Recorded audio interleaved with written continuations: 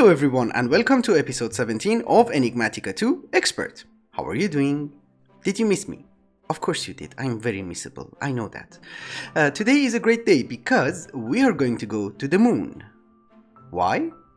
I take pride in the word Ich bin ein Berliner. Oh, sorry, wrong historical event. What I actually wanted to say was... We choose to go to the moon. We choose to go to the moon in this decade and do the other things. Not because they are easy, but because they are hard. Just as a small clarification, I have no idea how advanced rocketry mod works, so I have commissioned NASA to provide us with the appropriate knowledge. Right now, the only things that we have is a launch pad and some structure towers. We have to build the rocket here, and I guess we should start by making the parts. Apparently, in addition to the liquid fuel tanks and the engines, you are also going to need a guidance computer and a seat, and we just close it off. Perfect. Now this should be a rocket, and it looks incredibly aerodynamic, no air resistance at all. In order to convert our rocket into a multi-block structure, we are going to need a rocket assembly machine, and this guy needs power, and then we should be able to scan it. I'm not sure if the structure block has to be the same height or not, so let's cut the rest of it off and let's scan it. It's not being scanned. So I do not understand why this thing cannot scan a rocket. Can you just scan that thing? No. So now it works. I don't know what I did. Well, I guess we don't need protection while we're in space, so can you scan this one? Okay, that is clear for liftoff. Build it. Well, you are going to need a bit of protection, otherwise the rocket will not form and it will give you an error here. So I had to modify it. I think the problem was with the steel sheet metals from immersive engineering. Maybe that was the reason that the rocket would not form? I'm not sure. Anyway, now we just have to start making the rocket fuel, and the weird part is that in order to make rocket fuel, you're going to need oxygen and hydrogen. So we separate them in an electrolyzer, and then we mix them again. Why? Just use water. So in order to make rocket fuel, I made an electrolyzer that takes water from a sink, splits it into hydrogen and oxygen, and then I have fluid conduits from Ender.io, which brings it inside a chemical reactor, and somehow instead of water we get rocket fuel when we mix hydrogen and oxygen again. And then I have another fluid conduit here which goes inside this rocket fueling station, and I think with this linker we should be able to link it to the rocket.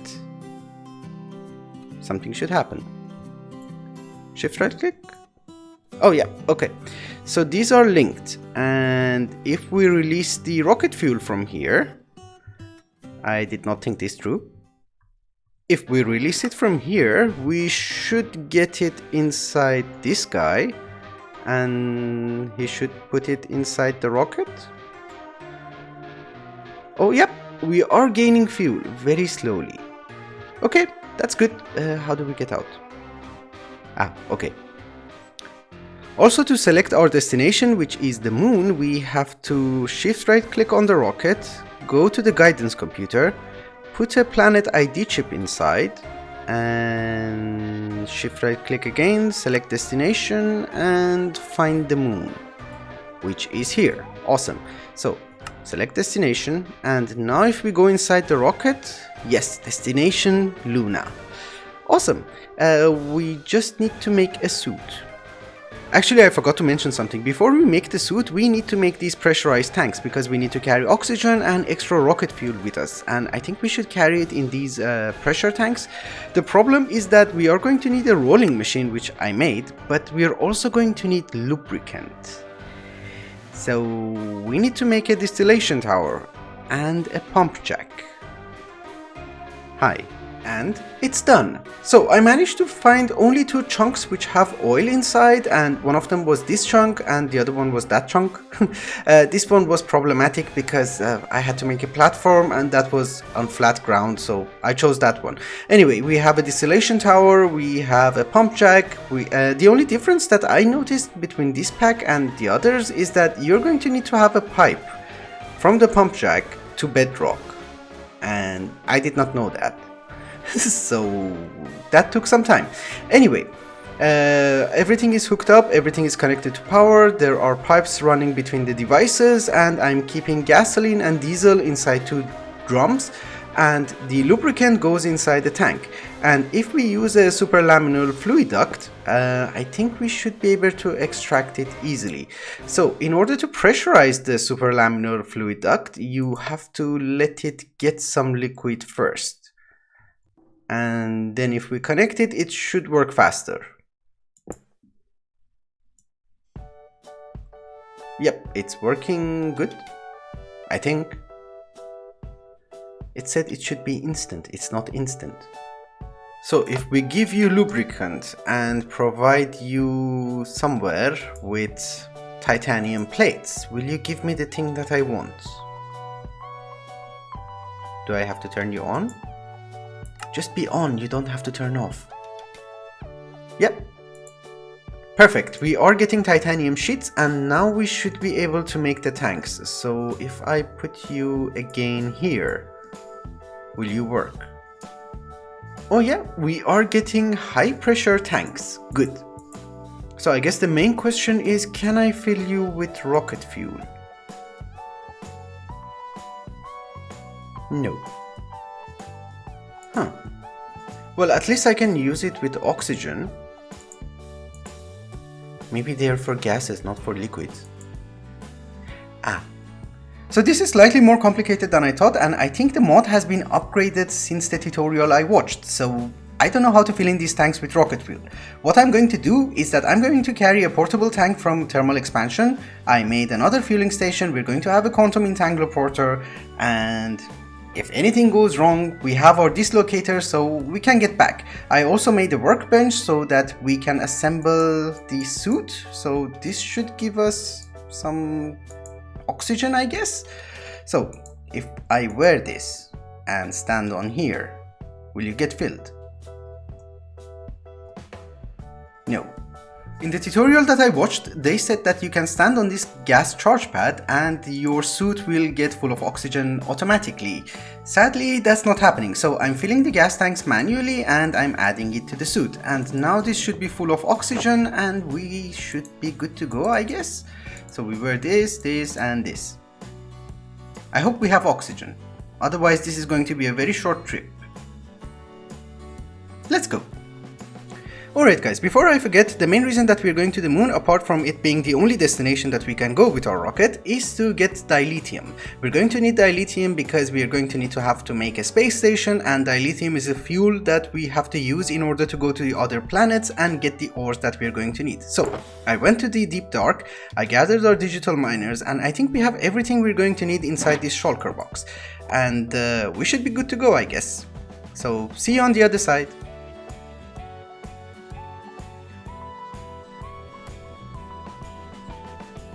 Finally, we have arrived at the moon and we found extraterrestrial life in the form of acacia leaves.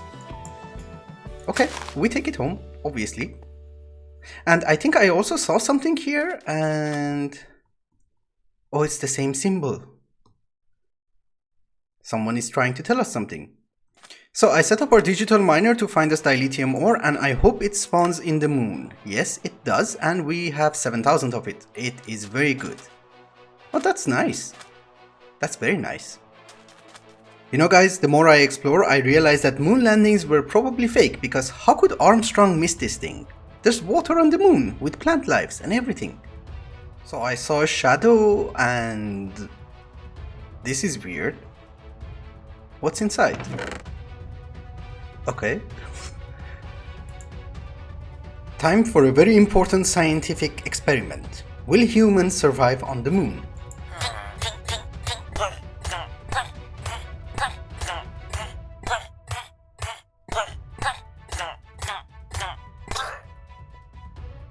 No.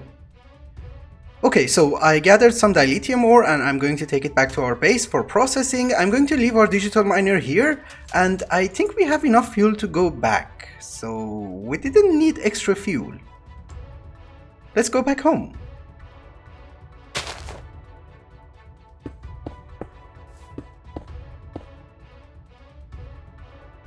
Now that we have the dilithium ore, we just need to pulverize it and put the pulverized version inside a crystallizer, and we will get dilithium crystals. So what I did is that I hooked up a cache to a pulverizer, then it goes inside the crystallizer and the crystals will go inside an ender chest.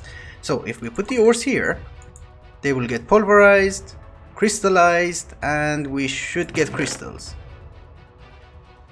It's going very fast, but I think I saw some. Yeah, okay, that is cool. And we just cover everything up. I put some pipes here, I put some fans, I don't know, I put some vents. I thought it would look cool. Yeah, it doesn't, but I'm not picky. I think we had enough of advanced rocketry for one day, and we have other projects to do, and we should not focus on one mod. So the next thing that I want to do is to automate the production of star metal ingots. Normally what you do is that you make a seed from mystical agriculture and you make the ingots. Unfortunately, there is no seed in this mod pack, so we have to automate the production of star metal ore. What I have in mind is integrated dynamics. There was a mineral tree on episode 1 or 2 here, and I cut it down, so we already had a sapling, and we just have to make some more.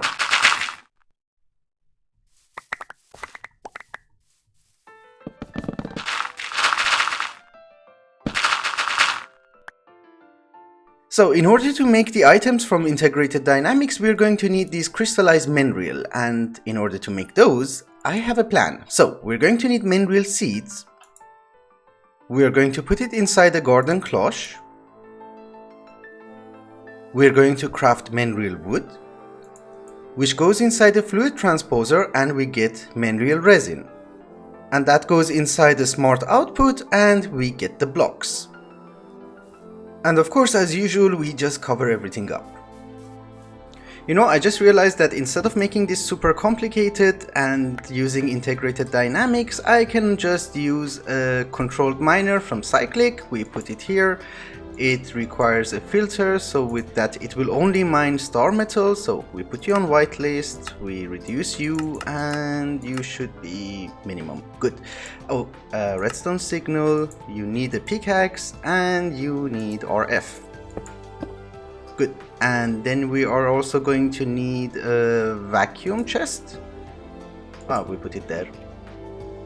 So if I give you iron, you will put it, it will be converted, you will mine it, and then I'll just come and pick it up.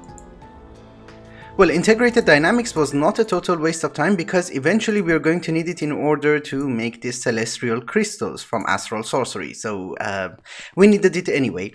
Another item that we need in large quantity is these quantum entangled singularities, and it's used in combination crafting to make this crystal, and that is used in a lot of other crafting. So we need to automate the production of singularities, which you need 256 items inside a matter condenser with a 64K ME storage component, and you get singularities. So how do we make the matter condenser in this pack? You're going to need 10,000 pistons. Luckily, I remembered that you can duplicate pistons using UU matters, so we have 24,000 pistons. We're good to go. So we just put you in here and start exporting pistons, and I'm hoping this is how you do it. Yep, seems to be fine. And it's ready. Let's set it up. It's not a very fancy system, but it does work, so I'm not complaining. I have 2 dense cobblestone generators from Nuclear Craft. I'm importing the cobblestone using import buses into this cache. Every import bus is fully upgraded, and we have 5 of them per each cobblestone generator. And then I have 5 export buses which export the cobblestone into this matter condenser. It's set on making the singularities, and we already have 2. Well, we actually have 3. Now the main issue is to convert that into quantum entangled singularities. That's going to be a problem. The problem with making the quantum entangled singularities using applied energistic system is that each pair of them has a different ID, so your system will not understand that it has completed the craft of one pair because the IDs will be different. You can get around that by some tricks, but I don't think we're going to need thousands of these. We just maybe need 100. I'm not sure. So this is the setup that I came up with. We're going to need 3 ingredients. One of them is of course the singularity, one of them will be TNT, the other one will be ender dust. So I have a dispenser for TNT, a dropper for ender dust, and another one for the singularity. And if we cover this thing with water, I hope, and drop one singularity into this dropper, this should be active. I have a timer there for 10 seconds, so this could take some time. I hope it works. Yeah, it does. That is awesome. And we just have to set filters for you to accept this guy. And match metadata? Nope. So if I drop it, will you work? Yeah, it does. And it goes into an ender chest. So the way this works is that I don't want the timer to go on all the time, so I'm having a comparator here next to this dropper which will be full of singularities, and once the singularities are done, the signal gets inverted and turns off the timer, and this should be done automatically, I guess, as long as we keep the dropper and the dispenser full of TNT and ender dust. That should be fine, I guess. Will you collect it? Yes. No. You see, that's the problem.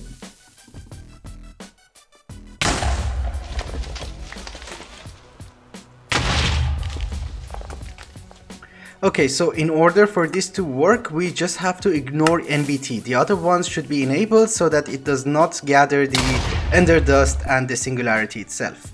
Now it works.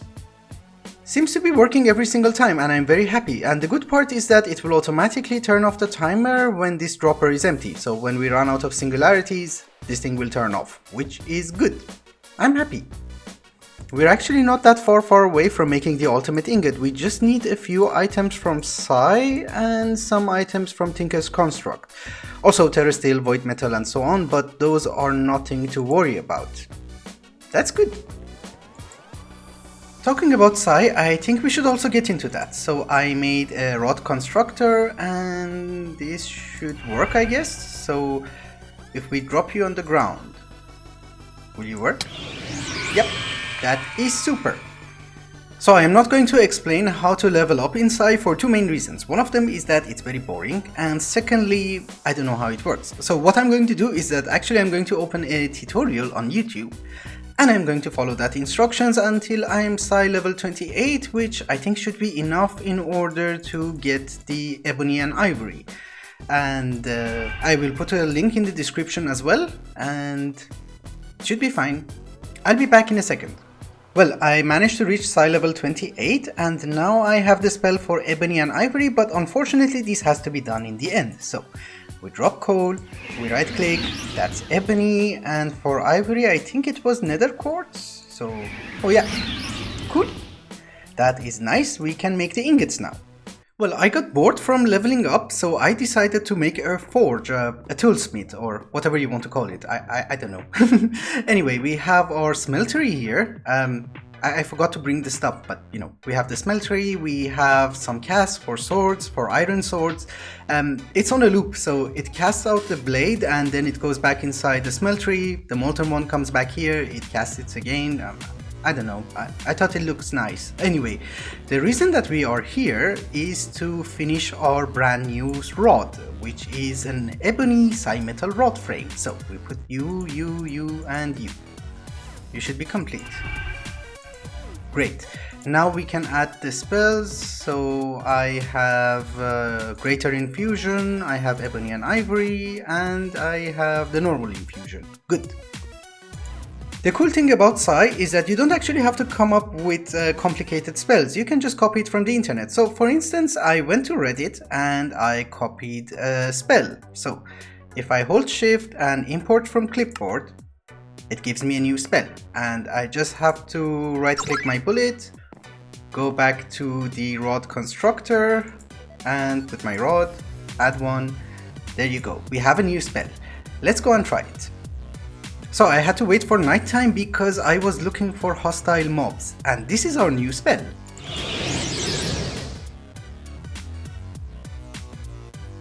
It's so cool, I love this one.